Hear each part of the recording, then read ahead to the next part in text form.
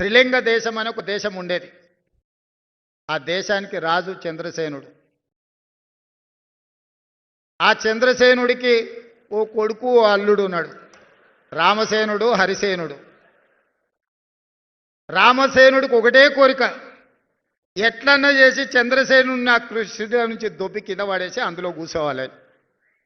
దానికోసం అన్ని రకాల ప్రయత్నాలు చేసిండు. ఇంట్లో అమ్మతో చెప్పించండు, భార్యతో చెప్పించండు, చుట్టాలతో చెప్పించండు, తండ్రికి ఎన్ని చెప్పించినా ఇంక ఇది జరుగుతలేదు. చూసి చూసి చూసి ఇక ఎక్కడ జరుగుతలేదని చెప్పి ఏం చేయాలని ఆలోచన చేస్తుంటే ఆయనకు హరకర వేణుగోపాలరావు గారిని పెద్ద మనిషి ఎదురైండు. అయ్యగారు ఎట్లా మరి నా కోరిక నెరవేర్తలేదు, ఏం చేయాలంటే, ఇట్లా అయితే కుదరదాయా, నువ్వు జర గట్టిగా తపస్సు చెయ్యి, తపస్సు చేస్తే దేవుడు ప్రత్యక్షమవుతాడు, ఇక నువ్వు దేవుని కోరుకుంటే మాత్రం నీ కోరిక నెరవేరేటట్టు ఉంది అని సూచన చేసిండు. సరే మంచిదని ఎత్తుకుతే ఆదిలాబాద్లో 1000 ఊడల మర్రి కనిపించింది. ఇది అయితే బాగుంటుంది తపస్సు అని. రామసేనుడు పోయి 1000 ఊడల మర్రి కింద కూర్చొని ఇక కఠోరమైన తపస్సు తంత్రాలన్నీ చదువుతుంటే ఇక మొత్తం త్రిలింగ దేశంలో ఉన్న అందరికీ నిద్రలేని పరిస్థితులు వచ్చినాయి. ఈ లోపల హరిసేనుడుకు పొన్నం ప్రభాకర్ లాంటి మిత్రుడు చెప్పిన, మీ బావమరిదాడ తపస్సు చేస్తున్నాడు, కుర్చీ పోయేటట్టే ఉంది, మరి నీ సంగతి ఏంది అని.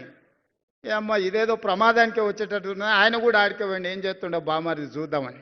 చెట్టు కింద బావమరిది మర్రి చెట్టు కింద కూర్చొని కఠోరమైన తపస్సు చేస్తున్నాడు. బావ జర తెలియకల్లోడు, దేవుడు అనేటోడు పైనుంచే కిందికి వస్తాడు కదా ప్రత్యక్షమైతే అని మర్రి చెట్టు ఎక్కి మర్రి చెట్టు మీద కూర్చొని ఆయన కూడా తపస్సు కూర్చున్నాడు. వస్తా వస్తా ఫస్ట్ నా దగ్గరికి వస్తాడు కదా, మనమే ముందుగాల దేవునితో మాట్లాడదామని. నిజంగానే మర్రి చెట్టు ఎక్కి కూర్చొని ఆయన కూడా ఇక కఠోరమైన తపస్సులు ఆయన భాగస్వామి అయ్యాడు. ఇక దేవుడికి కూడా నిద్ర భంగం కలిగి ఇలా సంగతి ఏందో చూద్దామని రానే వచ్చిండు. వచ్చేటప్పుడే మధ్యలో హరిసేనుడు కల్పించడు. ఏం భక్త చాలా తపస్సు చేస్తున్నావు, ఏంది నీ కోరిక అని. హరిసేనుడికి అనుమానం వచ్చింది, నేను ఏం కోరినా కింద వాడు బామర్ది ఇంకేం కోరుకుంటాడో తెలియదు, ఈయన సంగతి చెప్తుండని. ఏం లేదు దేవుడా, నాకు కన్ను ఓడు అని అడిగాడు. ఆయన అడిగాడు, నువ్వు ఇంత తపస్సు చేసింది నీ కన్ను పొడిపించుకోవడానికి అని. నేను చెప్తా కదా దాని వెనకాల ఉన్న మతలబు, నువ్వైతే పొడు అన్నాడు. ఓకే నీ కోరిక నెరవేర్చాను. ఒక కన్ను ఓడిచాడు. ఓడిచి ఇంకా కిందికి వచ్చాడు రామసేనుడి దగ్గరికి, బావమారి దగ్గరికి. బావమారిదికి బావ మీద అనుమానం, వీడు తెలివికల్లోడు కొంచెం తెలుగు ఆలోచన చేస్తాడని. సరే మంచిదని ఆలోచన చేసి రామసేనుని కూడా అడిగాడు, దేవుడు ఏంది నీ కోరిక అని. ఇక ఎక్కువ ఆలోచన చేస్తే మనకు అసలే తెలివి తక్కువ, ఎక్కువ ఆలోచన చేస్తే అనవసరమైన నష్టం. మా బావ ఏం అడిగిందో దానికి నాకు 2 అని అడిగాడు.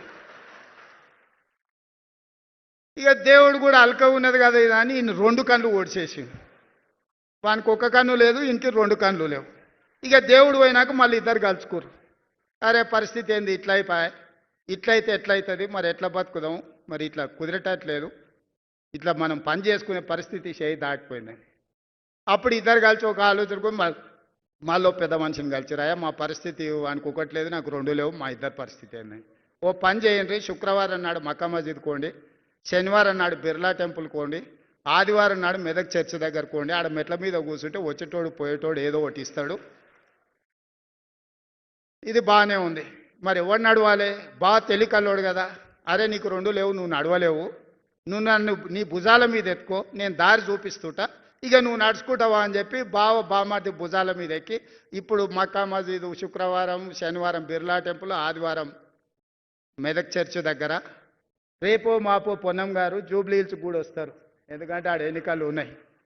నువ్వు జర జాగ్రత్తగా ఉండాలి వీళ్ళ పట్ల.